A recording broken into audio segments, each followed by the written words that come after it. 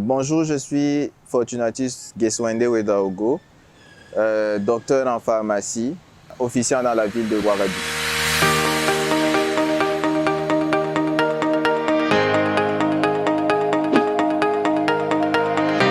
Alors, le pharmacien, c'est le spécialiste du médicament de façon globale.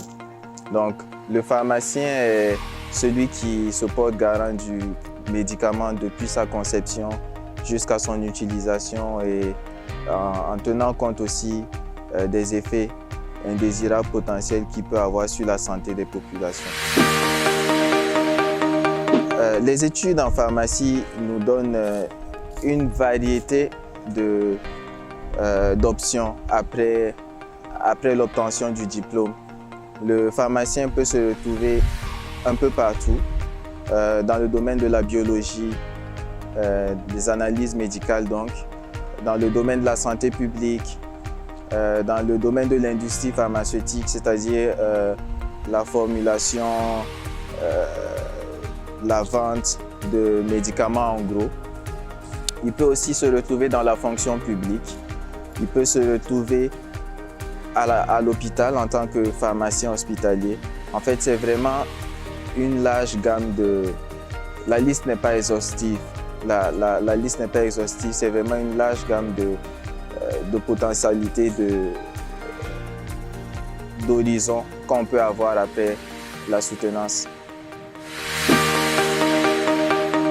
J'ai suivi des études de pharmacie. J'ai fait un diplôme de doctorat d'État en pharmacie en 6 ans. Alors pourquoi un doctorat? Parce que les études en pharmacie n'offrent pas de diplôme intermédiaire comme c'est le cas pour plusieurs autres formations.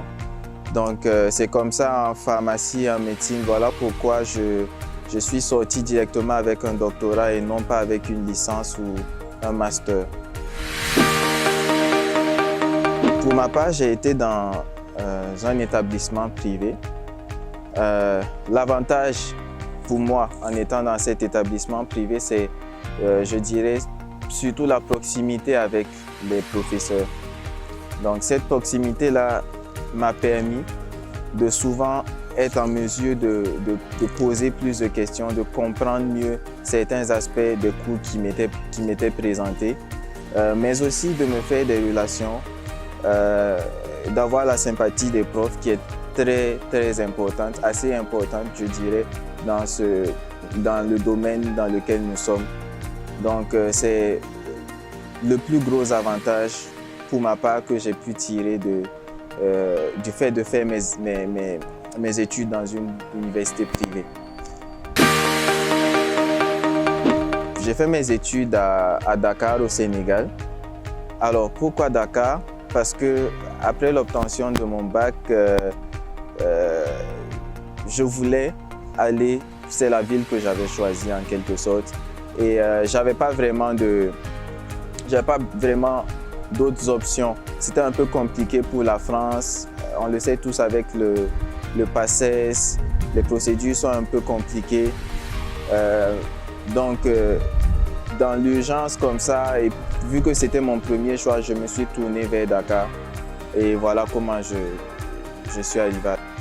Dakar est une ville assez mouvementée, je dirais. On a quand même un grand brassage, je ne dirais pas ethnique, mais de nationalité. Donc ça fait que il faut quand même être fort d'esprit pour être à Dakar.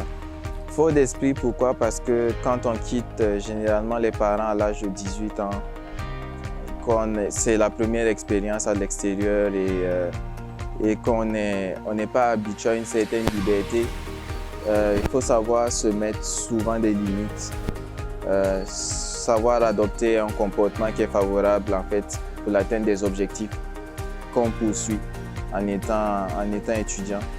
Donc c'est pour ça que j'emploie le terme être fort d'esprit. Qu'est-ce qu'il faut pour être pharmacien? Je dirais qu'il faut d'abord de la passion. de la passion, du courage. Et surtout, il ne faut pas avoir peur parce que c'est vrai qu'on entend pas mal de rumeurs concernant la dureté des études. Mais je dirais qu'il n'y a aucune filière en soi en réalité qui est facile. Donc c'est vraiment d'avoir la passion, d'aimer ce qu'on veut.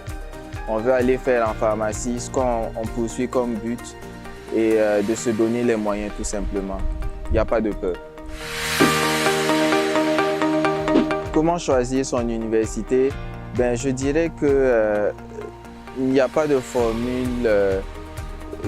fixe, mais les conseils que je peux donner, c'est d'essayer d'abord de se renseigner autour de soi pour savoir si on a un parent, un ami, une connaissance qui a déjà fait des études de pharmacie ou qui connaît quelqu'un qui en a fait, de se renseigner sur comment se déroulent les enseignements. Est-ce que l'école est reconnue si c'est une école privée? Est-ce que l'école est en train de faire une procédure pour le CAMES pour assurer quand même l'après-diplôme et puis d'évaluer les moyens peut-être financiers qu'on a à sa disposition pour aussi orienter le choix de l'université. Et puis voilà, en gros, c'est ça, de vraiment se renseigner sur tous les enseignements, sur comment les évaluations sont faites, est-ce que c'est régulier, est-ce qu'il n'y a pas trop de problèmes, et puis après, les autres aspects entrent en compte, c'est-à-dire l'aspect financier, la localisation et tous les autres petits paramètres. Alors, je voudrais remercier le grand frère qui me donne l'opportunité de pouvoir partager ma petite expérience avec vous. Donc, je vous invite tous à aller voir le grand frère, visiter la page du grand frère. Et si je peux donner un dernier conseil à mes petits frères ou à tous ceux qui, comme moi, veulent poursuivre des études de pharmacie, c'est vraiment d'être sûr déjà de ce que vous voulez faire après la pharmacie et d'être conscient aussi que la pharmacie ne se limite pas à l'officine comme on le voit le plus souvent dans nos pays africains. Il y a plein d'autres débouchés, on peut très bien s'en sortir en pharmacie. Donc ça ne vous limite pas en fait de savoir qu'il y a de plus en plus de pharmacies, que c'est compliqué, mais non, il y a vraiment un éventail de possibilités. Explorez-les, informez-vous du mieux que vous pouvez et voilà, que le Seigneur vous bénisse.